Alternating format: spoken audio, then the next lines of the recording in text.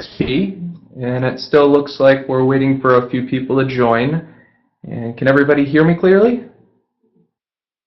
Okay, and just to let you all know, the chat is located in the lower left-hand corner and is moderated by Christy Woods, our marketing director. Christy, can you say hi? Okay, great.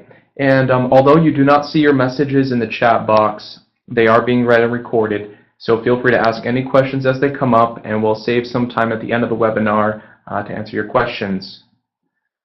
Okay, it looks like most people have joined, so I'll start the presentation.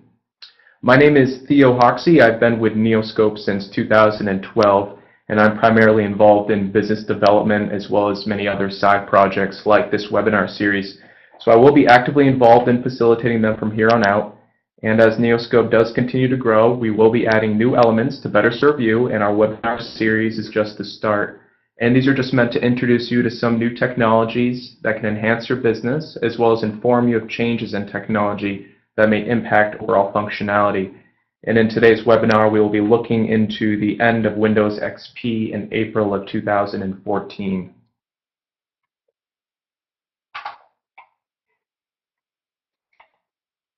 Okay. In 8 short months, Microsoft will no longer be supporting Windows XP. Yes, it is the end of a great operating system, but what does this actually mean for your business? Microsoft will no longer be supporting PCs running on Windows XP, and this will leave desktops, laptops, entire networks exposed. Your business could be vulnerable to viruses, spyware, theft of personal and confidential information, and network security breaches. Perhaps one of the biggest implications is overall security for your business. According to the FBI and Carnegie Mellon University, more than 90% of all security breaches involve a software vulnerability caused by a missing patch that the IT department is already aware of. This basically means that companies who aren't constantly up to date with the latest Microsoft patches as they are released expose their networks to cyber threats. Since companies still running on Windows XP won't have access to security patches designed to address vulnerabilities, experts are anticipating a barrage of new viruses and spyware threats following the XP support deadline. Simply any company with an XP machine is simply the least path of resistance. Compliance is also a major concern. Being out of compliance may result in documented control failure by an internal-external audit group, and this could result in suspension of certifications, as well as poor public image. Not only is your company's information at risk, but also your customers' data too. And here are just a couple highlights from the 2013 Symantec Internet Security Report. And in case you didn't know, Symantec is one of the leaders in the antivirus industry. And they show that there's a 42% increase in targeted attacks in 2012, and 31% of all targeted attacks are aimed at businesses with less than 250 employees. This just shows that security breaches are on the rise year after year, and it's not just large corporations that are attacked, but small and medium-sized businesses too. Did you realize that Windows XP has been around for over a decade? And I don't think I need to go into detail how far we've come in technology since 2001. But I believe most of us were using dial-up then, if I remember correctly. And as much as the internet has evolved, so has software and hardware. And if you can just assume one of the many components of your computer breaks and you need a replacement, many times new computer parts just aren't compatible with XP. And without support, you could run into some serious issues. To put it simply, it's just a square peg in a round hole. And also now that XP is phasing out, many third-party and custom applications will cease to give support for their products running on an XP machine. So just please take the time to identify your core business applications, both front and back end, and investigate lifecycle support deadlines. I guess QuickBooks could be a good example to think about, although I don't really know the specific agreements for support.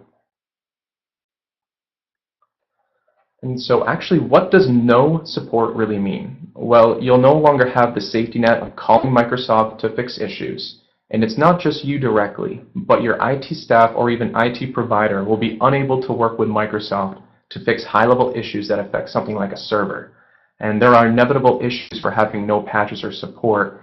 and this could ultimately lead to increased downtime and frustration. I've personally been using Windows 7 since it first came out in 2009, and from a user experience side, I personally found it to be a lot more user-friendly. I found it to be faster, more customizable, and have a much better search function for when you're looking at for like old files and such. I was actually talking to one of our senior engineers here, and I simply asked him, if you took two computers where everything was the same, except one that was running Windows 7 and the other was running Windows XP, what would be like the true difference? And to put it simply, he said, increased performance and security, better compatibility, and easier to administer. And there are various improvements to Windows 7 that can make your browser experience safer and protect your network from malicious attacks. So from like a security standpoint, Windows 7 is more secure, but easier to manage, but with better performance and fewer interruptions. And here's just a fact I found while I was looking over the International Data Corporation, and they found that the average cost of maintaining an XP machine is significantly higher. That is actually over 4 times higher, and this just gives a little insight to how much more work goes into the upkeep of an XP machine versus a Windows 7. Now, April of 2014 is approaching fast, and this isn't just something you can put off to the last minute, as it does take time to migrate your XP systems to a new operating system. And just based on historical customer deployment data from Microsoft, the average enterprise deployment can take 18 to 32 months from business case through full deployment. Now, we are expecting a much shorter time frame as we're not dealing with enterprise businesses. However, it will still take some time based on each individual business need. And now there are a couple options for upgrades, Windows 7 and Windows 8. However, migrating to a new operating system is a project within itself, and I would advise Windows 7 as the best option for most businesses. Windows 8 is pretty slick, but there is a higher learning curve to the system, and unless you're using touchscreens on a daily basis, it's most likely not the right operating system for your business. And just in case anybody wants, we do offer one-on-one or even group training, so you can use Windows 7 more efficiently and effectively. And we're also offering a 20% discount to any company that is proactive about upgrading to Windows 7 or 8.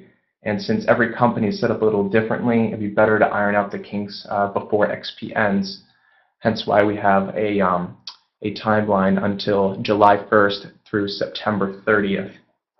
And now I would like to, open up the floor to any questions that you guys may have. I see Christy has compiled a few.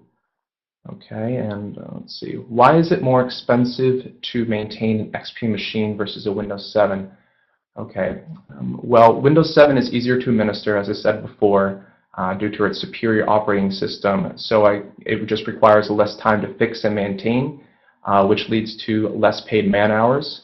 And also, automation in general leads to lower cost, even on the side of energy efficiency. Okay. How do I know if my PC can be upgraded to Windows 7? You can just go to microsoftsupport.com and you can see the system requirements for Windows 7 and then match them up to your individual PC. Or you can just have a network assessment of your entire company. If you have multiple computers, you don't really know where you're at. And this is something that Neoscope can offer. Okay. Let's see, we have another question. How often do patches come out? Patches normally come out once a month. It's actually called, they call Patch Tuesday. But once April 8th rolls around, there will be no more patches, which is why it's so pertinent to take action now. I think that sums up pretty much all the questions that we had. Okay, I just want to thank you all for joining the presentation and stay tuned for upcoming webinars. And feel free to check out our website to white papers, case studies, new articles, and other relevant information to help your business. And reach out to me specifically with any additional questions you may have. Thank you all for joining the webinar. Have a great day.